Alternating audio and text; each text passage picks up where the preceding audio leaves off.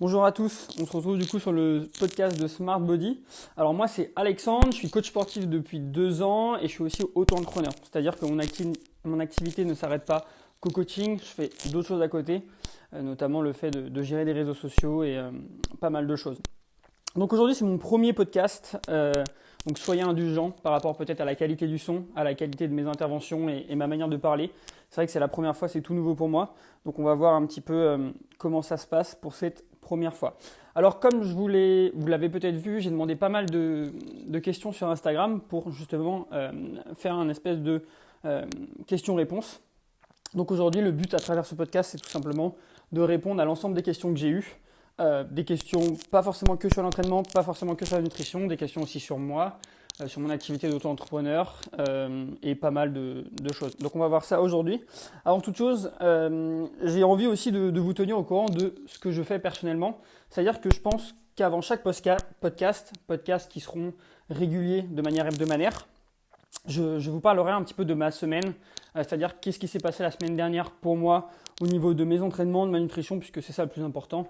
Mon travail, on s'en fiche un petit peu. Mais par rapport donc à mon entraînement, encore une hyper bonne semaine.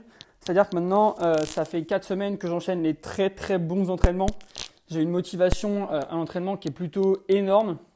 C'est-à-dire que mes performances augmentent partout, que ce soit des fois la charge, le nombre de répétitions, et ça se passe vraiment hyper bien, malgré le fait que actuellement je suis pas très haut en calories. Pour vous donner un exemple, je suis à 2200 calories, donc c'est très faible. Mais il faut aussi prendre en compte une chose, c'est que j'ai un métabolisme très bas par rapport au fait que j'ai été obèse dans le passé et je pense que le fait d'avoir perdu énormément de poids a ralenti mon métabolisme. Sachant que mon maintien il est à 2600 aujourd'hui, 2600 calories. Et aujourd'hui, je bouge très peu. Actuellement, j'ai énormément de travail, du coup, c'est très compliqué pour moi de bouger quotidiennement, c'est-à-dire faire 10 000 pas. Et pour vous donner un exemple, des fois, je fais 1000 pas par jour, des fois 2000, mais très rarement plus, à moins de vraiment de faire quelque chose. Mais sinon, c'est très rare. Donc voilà, ça explique aussi le fait que je mange très peu et malgré tout, j'arrive à progresser à l'entraînement. Et ça passe par une chose, probablement, c'est une bonne planification, je pense, et de la discipline. De la discipline, une organisation, un bon timing des nutriments. Donc tout ça, ce sont des facteurs qui sont assez importants et qui au final me permettent de progresser. Alors est-ce que ça va tenir sur le long terme? Je ne sais pas. À voir.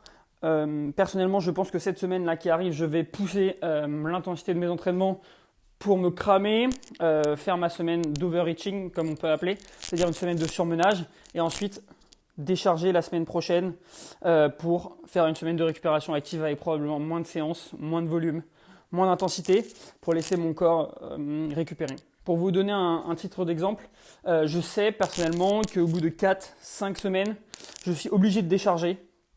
Ça va dépendre des périodes, mais ouais, 4-5 semaines, je suis obligé de décharger au niveau de l'entraînement parce que en fait, après je me retrouve cramé, je commence à avoir des petites stagnations qui apparaissent, voire des petites douleurs.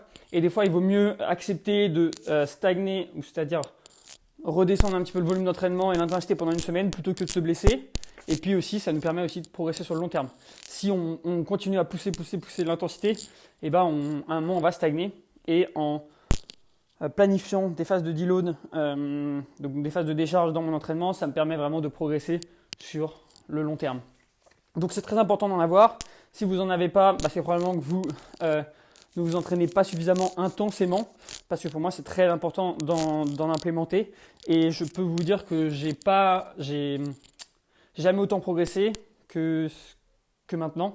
Donc depuis que j'implémente des phases de deload, depuis que j'ai le plus de connaissances possible par rapport à l'entraînement et la nutrition. Donc voilà, ça c'était un petit peu le petit résumé de ma semaine. Au final, tout se passe plutôt bien.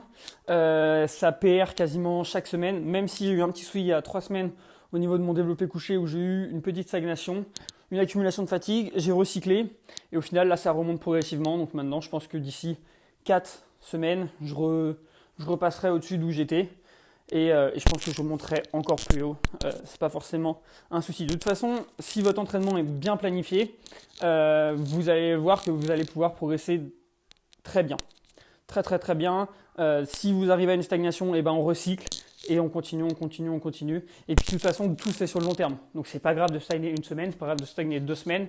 Mais si vous avez un plan pour vos entraînements, ce qui est hyper important, vous allez progresser. Par exemple, je sais exactement déjà ce que je vais faire quasiment dans 3-4 semaines sur mon développé couché, sur tous mes mouvements, plus ou moins, parce que je connais ma vitesse de progression et tout ça est prévu, planifié. Donc, on va passer à la première question. Alors, la première question, c'est une question d'Adrien, donc un de mes élèves.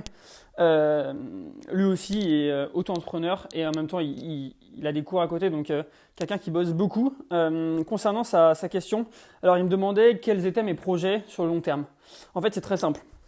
Mes projets sur le long terme, c'est continuer ce que je fais, c'est-à-dire le coaching en ligne, le coaching en direct, au maximum. Continuer à développer mon activité, donc coaching en ligne, continuer à avoir peut-être, je ne vais pas dire plus de personnes parce que actuellement je suis déjà plein, mais continuer à développer, à me faire connaître éventuellement, parce que plus je suis connu, mieux c'est pour moi. Éventuellement développer des e-books par la suite pour aider un maximum de gens à moindre coût. Développer peut-être un podcast, comme je suis en train d'essayer de le faire aujourd'hui. Et aussi développer du coup mon coaching en direct. Ça c'est vraiment quelque chose qui est très très important. Alors peut-être que certains ne le savent pas, actuellement je suis en projet de déménagement pour aller habiter à Paris. Pourquoi Paris ? Parce que personnellement en tant que coach sportif, tout se passe à Paris. Donc j'ai pas forcément d'intérêt à rester à Rennes. Le fait d'aller à Paris va m'aider à développer mon coaching en direct et du coup ajouter ça à mon activité pour prendre encore plus d'expérience, aider encore plus de gens. Et puis voilà, ce sera que du bénéfice de faire comme ça. Ce qui est important aussi de noter, c'est que je vais rester aussi sur Rennes en tant que coach. Je vais continuer à coacher sur Rennes et faire du coaching à Paris. Donc le but, c'est de me diversifier, de toujours grossir entre guillemets mon activité, ma marque, un petit peu le Smart Body, et voir un petit peu comment ça se passe. Sachant que dans l'avenir aussi, je souhaite développer mon site, je souhaite créer des t-shirts, des pulls, enfin des habits au niveau de à l'effigie de ma marque et peut-être après éventuellement faire une marque, mais ça dans un futur peut-être très loin. Mais grossir ma marque, éventuellement embaucher des coachs qui travaillent pour moi, que je forme, qui vont faire du coaching en ligne, qui vont faire du coaching en direct, et éventuellement après ouvrir un studio de coaching. Donc tout ça, c'est des choses qui peuvent prendre du temps, mais au final tout va très vite. Et peut-être que d'ici dans 2-3 ans, j'aurai réussi à faire tout ce que je veux. Donc au final, comme pour l'entraînement, j'ai un plan de carrière, je sais exactement ce que je veux faire. Et puis on verra si ça se passe bien. J'ai aussi pour projet du coup d'investir dans l'immobilier. Donc là normalement c'est en cours déjà et on verra comment ça se passe pour moi. Donc pas mal de choses qui sont intéressantes pour moi. C'est cool parce que j'ai toujours quelque chose à faire, toujours quelque chose à penser. Et au final je sais exactement ce que je vais faire dans 1 an, 2 ans, 3 ans. Là si on regarde déjà avec toutes les idées que j'ai mis, peut-être que ça va me prendre 5-10 ans à faire tout ça.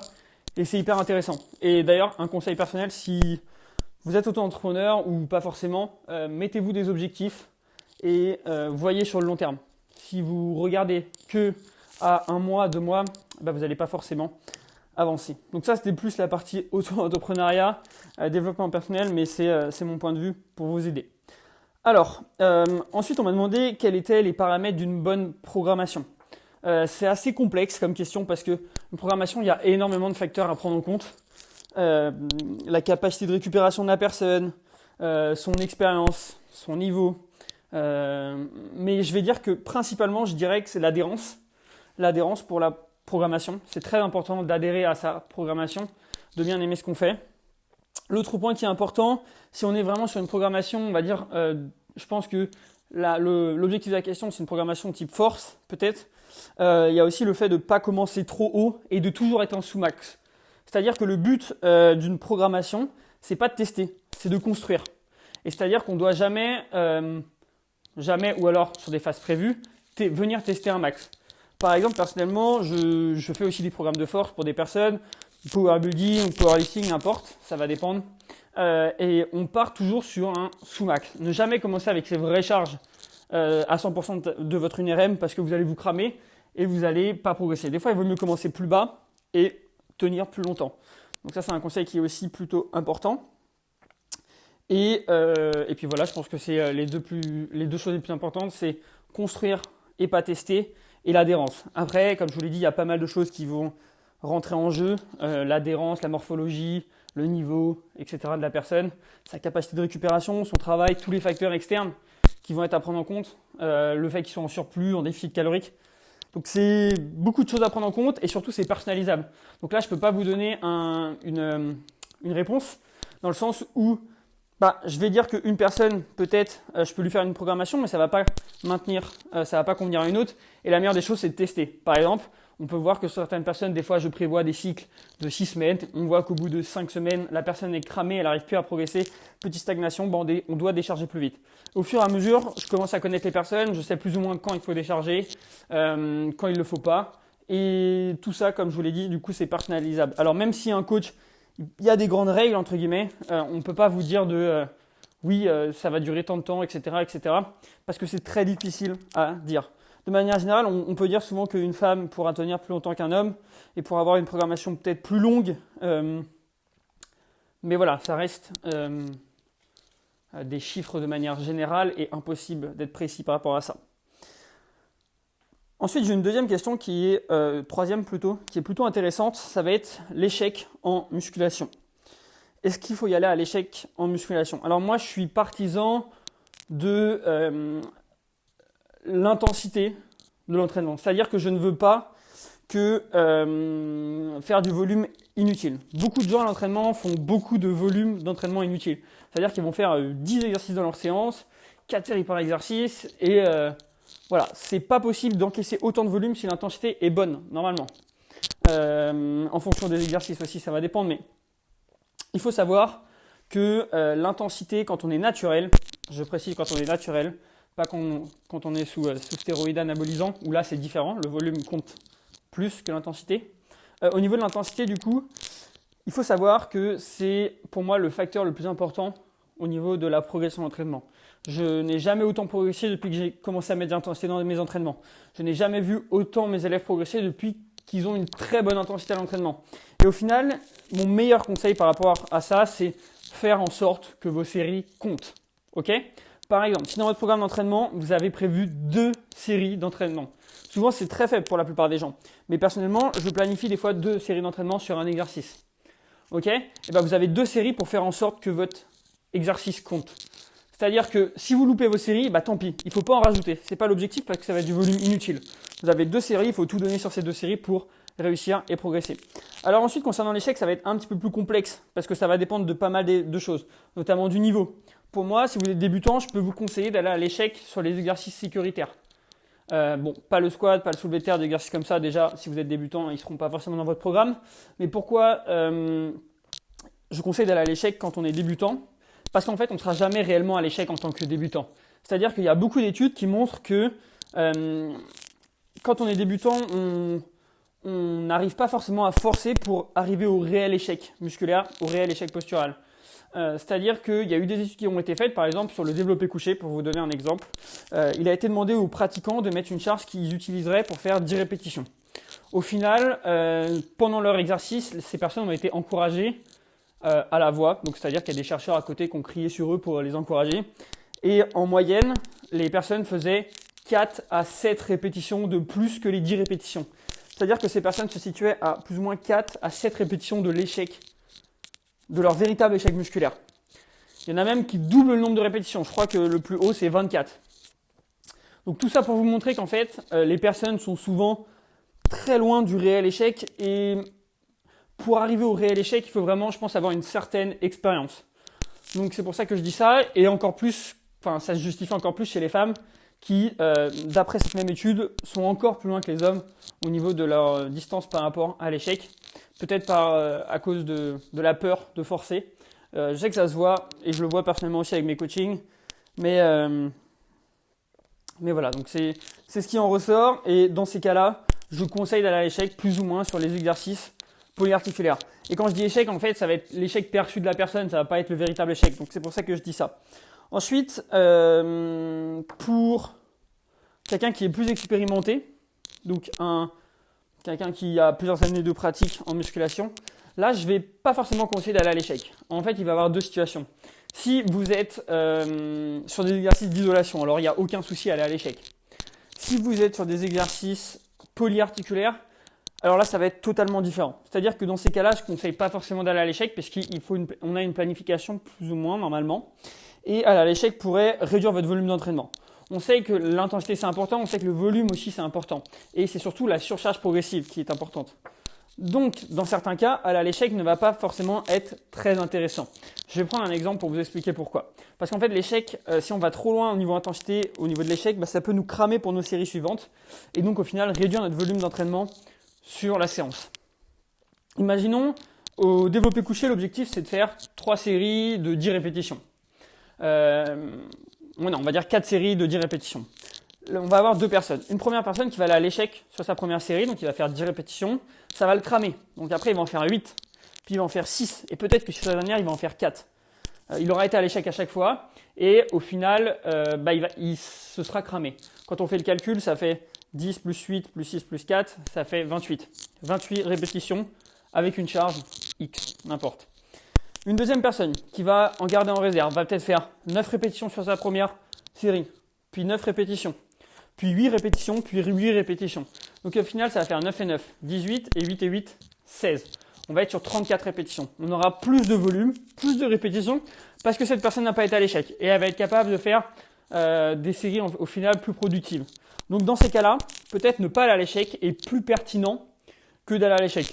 Après sur l'isolation, c'est pas forcément pareil. Sur l'isolation, je conseille davantage d'aller à l'échec. Mais sur le polyarticulaire, n'allez pas à l'échec. Si vous êtes expérimenté, vous allez vous cramer parce que vous savez forcer la plupart du temps et vous allez vous cramer et ça risque d'impacter le volume de vos autres séries. Du coup, des fois, il vaut mieux se préserver et au final avoir un volume d'entraînement sur votre séance qui est plus haut. Ok ? Donc ça, c'est vraiment sur les gros exercices. Les exercices où on cherche à progresser peut-être les 2-3 premiers de vos séances, suivant votre entraînement, votre planification, etc., etc.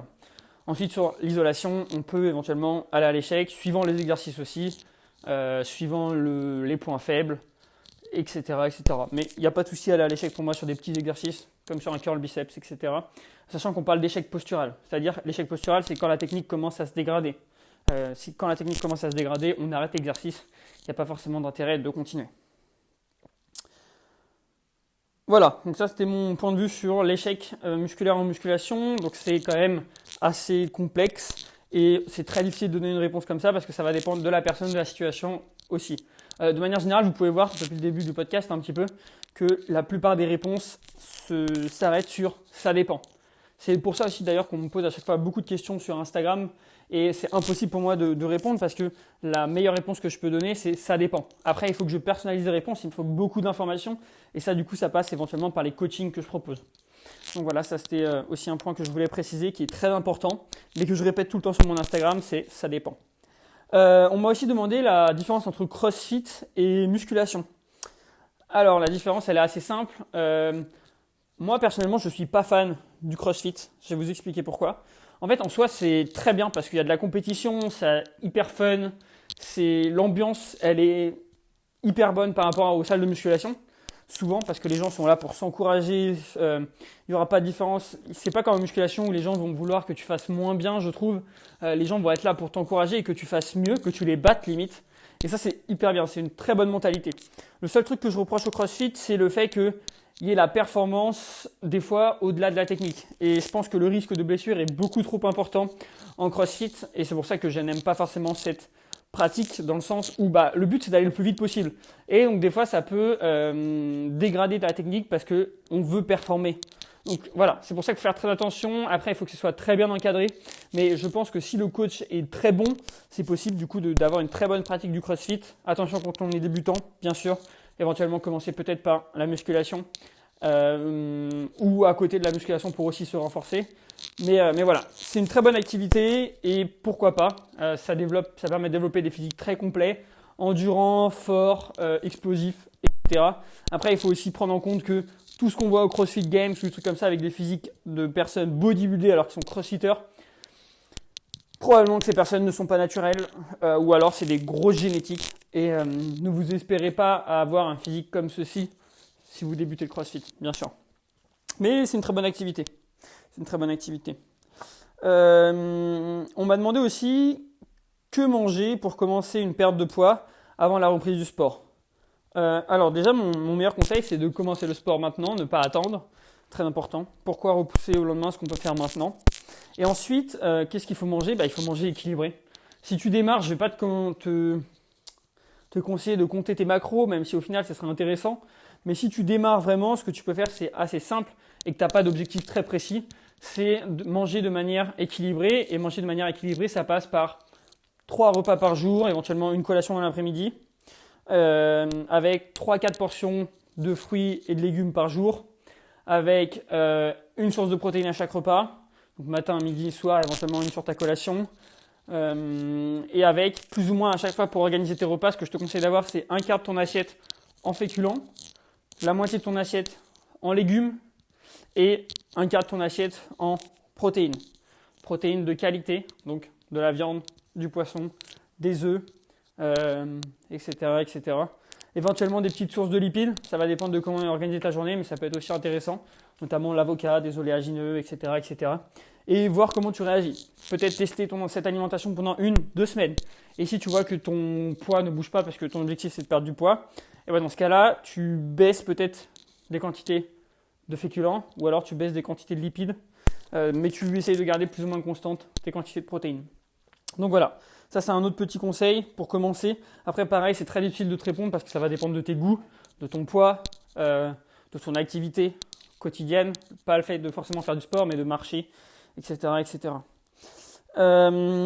Concernant ce qu'on m'avait demandé aussi, le sel avant l'entraînement, les bénéfices et quand le prendre. Quand le prendre dans ton repas pré-entraînement, aussi simple que ça. Ton dernier repas que tu manges avant ton entraînement, que je conseille de manger plus ou moins 1h30, 2 heures avant, si c'est un gros repas, composé de glucides principalement, protéines et éventuellement un peu de lipides. Si c'est par exemple 1h30 à 2 heures avant ton entraînement, tu peux avoir 5-10 grammes de lipides pour que tu auras le temps de digérer. Et je te conseille d'avoir du sel dans ce repas-là. Personnellement, j'ai toujours le même repas après entraînement, c'est aussi ce que je te conseille. Et moi, je prends des flocons d'avoine, des framboises, donc des fruits rouges, ou alors pas forcément des fois une pomme, du sel, du cacao non sucré pour avoir des lipides, et de la whey. Un repas complet qui est parfait. Je prends un café après 1 heure avant l'entraînement et on est parti pour une séance. Donc voilà. Et au niveau des bénéfices, ça va être surtout la congestion et le fait qu'en fait, quand tu transpires, tu perds des électrolytes. Et pour compenser cette perte, avoir du sodium dans ton corps peut être intéressant. Ce que je te conseille de faire, c'est d'aller voir sinon sur mon Instagram. J'ai fait un article, un post plutôt on va dire, sur les bénéfices du sel. Tu verras qu'il y en a beaucoup et le sel n'est pas un aliment à bannir, surtout quand on est sportif. Même si ce n'est pas forcément un aliment, on va dire que c'est plutôt un minéral. Concernant la motivation, on m'a demandé aussi de parler de la motivation. Alors, c'est pas compliqué. On m'a demandé comment trouver la motivation. En fait, je vais vous répondre de manière assez simple. La motivation, on ne la trouve pas. On ne la cherche pas forcément. C'est-à-dire que des fois, on n'est pas motivé. La motivation, elle va être là 1 fois par semaine, 2 fois par semaine. Et si on comptait seulement sur la motivation, est-ce qu'on ferait vraiment quelque chose dans nos vies ou est-ce qu'on ferait vraiment quelque chose pour aller s'entraîner, pour manger correctement? Pas forcément. Donc mon meilleur conseil, en fait, c'est plutôt de miser sur la discipline. La discipline, c'est quelque chose de très très important et qui va vous aider dans énormément de domaines. Si vous vous dites que vous devez vous entraîner 3 fois dans la semaine, tenez-vous-y. C'est-à-dire que n'y a pas d'excuse de « oh, je ne suis pas motivé pour y aller ou pas ». Non, c'est prévu que j'y vais, donc j'y vais. Mettez dans votre emploi du temps que vous avez des séances à faire. Ça va vous aider. Et souvent, ce qu'on peut voir, c'est que même quand on n'est pas motivé, qu'on y va grâce à la discipline, après s'être échauffé, au final, au bout de 10 minutes, on fait des très bonnes séances. On est très content d'y avoir été. Donc ce qui est compliqué, c'est souvent pour y aller, mais une fois qu'on y est, c'est plutôt bien. Et pensez aussi à vos objectifs sur le long terme. Dites-vous que si vous n'y allez pas, et ben après vous ne pourrez pas vous plaindre de ne pas avoir les résultats que vous avez. Par exemple, j'ai eu des exemples d'élèves dans le passé que j'ai coachés, mais qui du coup loupaient beaucoup de séances ou loupaient beaucoup de jours de diète et se plaignaient de ne pas forcément perdre du poids ou se plaignaient de ne pas forcément avoir de changement. Mais au final, pour ces personnes, qu'est-ce que je peux répondre? C'est assez simple. Je peux répondre tout simplement que ne viens pas te plaindre de quelque chose si tu n'as pas fait tout pour y arriver. Et comme je vous l'ai dit, la motivation n'est pas forcément là pour vous aider, mais c'est la discipline qui va vous aider. C'est la discipline qui va faire que vous allez devoir respecter vos objectifs en macronutriments. C'est la discipline qui va faire que vous allez aller vous entraîner. Et en fait, ça va passer tout seul et ça va passer très vite. Au début, ça va être de la discipline, principalement, et après, ça va devenir une habitude. Habitude et discipline, on va dire. Et vous verrez que ça devient de plus facile au fur et à mesure du temps. Mais c'est sûr que c'est le début. Dès qu'on commence, c'est plus compliqué, parce qu'on bouscule aussi nos habitudes. Et on n'a pas forcément, on a des mauvaises habitudes qu'il faut changer. Par exemple, le fait de rester dans le canapé, qui a envie d'aller s'entraîner alors qu'on pourrait rester assis sur notre canapé à regarder la télé. Peu de gens, mais après, il faut savoir aussi ce que vous voulez. Et si vous voulez avoir le corps dont vous rêvez, il va falloir faire les efforts pour. Aussi simple que ça. On va finir par une petite dernière question. On m'a demandé que faire quand on prend plus de poids que prévu lors d'une relance métabolique. Alors, c'est assez simple. Pas forcément, non, c'est plutôt une question complexe. Dans le sens où il faut vraiment comprendre que une relance métabolique, c'est le fait d'augmenter en fait tout simplement ses apports petit à petit, d'augmenter sa dépense petit à petit pour ne pas prendre de poids et manger de plus en plus de calories pour ensuite faciliter une perte de poids. Donc par exemple, une personne qui est très basse en calories mais qui ne perd pas de poids, dans ce cas-là, elle n'a pas forcément intérêt à rester basse en calories parce qu'elle va devoir encore descendre ses calories et elle va avoir beaucoup de mal à perdre du poids et elle va peut-être être déçue des résultats qu'elle va avoir alors qu'elle fait énormément d'efforts et dans ce cas-là, des fois, il vaut mieux remonter les calories pour les redescendre. Alors là, pareil, ça va dépendre de chaque personne et c'est personnalisable. Mais quand on me demande que faire quand on prend plus de poids que prévu, c'est assez simple. C'est que c'est pas normal de prendre plus de poids que prévu. Dans une relance métabolique, le poids devrait plus ou moins stagner. Ou alors prendre mais très très très peu. Si on prend plus de poids que prévu, c'est que tout simplement on est passé dans un surplus calorique. Et si on est passé dans un surplus calorique, il y a deux solutions. Soit on augmente sa dépense, soit on baisse ses apports. Si le but c'est de manger le plus possible, et dans ce cas-là, il va falloir augmenter sa dépense. Augmenter sa dépense, ça passe par souvent bouger plus au quotidien et plus ou moins par le nombre de pas qu'on va faire. Donc je réduis grossièrement, mais c'est plus ou moins ça. Donc voilà, si tu veux par exemple manger plus, il va falloir bouger plus. Mais un autre conseil, c'est d'y aller très progressivement. Si par exemple tu passes de plus de 100 calories d'une semaine à l'autre, surtout si tu es une femme, parce que je sais que c'est une femme qui m'a posé cette question, c'est sûr que tu vas prendre du poids, ça va être de la flotte, etc. Mais ton corps s'adapte. Donc il vaut mieux y aller prendre plus de temps à faire cette relancée métabolique, être plus progressif, mais du coup éviter les prises de gras. Donc mes meilleurs conseils par rapport à ça, ça va être de bouger de plus en plus. Ça va être d'y aller très progressivement et normalement tu prendras pas de poids. Après il faut aussi savoir que du coup une relancée métabolique se passe grâce à un truc. C'est-à-dire que la maintenance calorique c'est pas quelque chose de figé. Pour vous donner un exemple, une personne peut être en déficit de 1200 à 1600 calories. Elle va être en maintenance de 1600 à 2200 calories. C'est-à-dire que si elle mange entre 1600 et 2200 calories, cette personne ne prendra pas de poids. Et le surplus, ça va être de 2200 à 8000 par exemple, n'importe. Et en fait, la clé d'une relance métabolique, c'est de passer de la fourchette basse de la maintenance à la fourchette haute, jusqu'à ne plus prendre de poids. Et après, dites-vous bien que si votre maintenance peut bouger, ça c'est très important, votre maintenance peut bouger.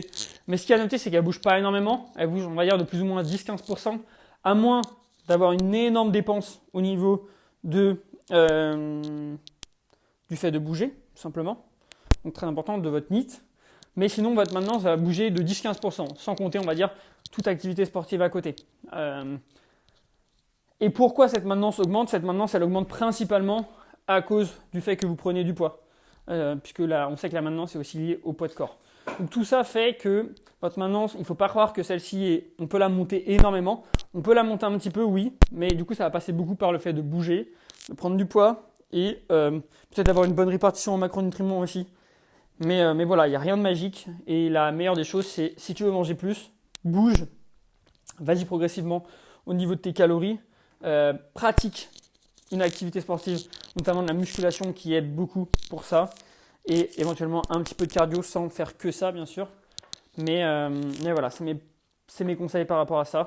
Encore une question assez complexe à répondre parce que ça va encore dépendre de la personne, de ses antécédents, de tout son mode de vie. Donc voilà. Bon, on arrive un petit peu à la fin de ce podcast. J'espère qu'il vous aura plu. Donc du coup c'était mon premier. Si jamais vous avez des retours à me faire ou des conseils à me donner, n'hésitez pas. J'ai essayé d'être le plus clair possible par rapport aux questions que j'avais. Donc des fois des questions assez complexes à répondre, des fois des questions sur moi. Mais je prendrai en compte toutes les critiques pour essayer de progresser dès la semaine prochaine. On est sur un podcast de pile 30 minutes, donc c'est parfait. Je vous souhaite une excellente journée. Et si jamais vous êtes intéressé par des coachings en direct sur Rennes ou Paris, des coachings à distance, n'hésitez pas à m'envoyer des messages. Ou même si vous avez des questions, n'hésitez pas à m'envoyer des messages. Je réponds toujours dans la limite du raisonnable. C'est-à-dire que si je ne peux pas répondre parce que ce n'est pas une question général, si c'est une question sur votre cas, ça va être très compliqué de répondre parce que du coup ça passe par mes services et ça me prend surtout beaucoup de temps. Voilà, je vous souhaite une excellente journée, une bonne semaine et je vous dis à bientôt.